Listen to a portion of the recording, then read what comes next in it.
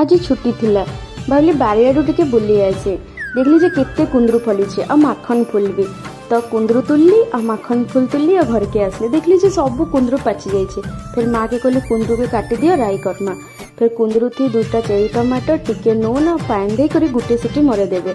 तारपर तेल गरम करबे सेथिरे सोरसो और सुखा मिर्चा दे करी बेसार बटा दे देबे और किछि मसला ना देबे पूरा साधारण भावे करबे। टिके हल्दी और टिके मिर्चा गुंड दे करी टिके भाजबे बेसी नहीं भाजबे ना पिता लगवा। तापर सेथिरे कुंदरू के दे देबे और बेसी पानी नहीं करबे कि बेसी सुखा नहीं करबे लुथलुथिया करबे पूरा गरम गरम भात से खाइबे बहुत टेस्टी लागसी। और माखन फूल के चुन चुन कर काटी देबे सेथिरे कटा पियाज और कटा मिर्चा दे करी कॉर्नफ्लोर टिके नून टिके हल्दी और टिके मिर्चा गुंड दे करी ताके ताबारे भाजी देबे।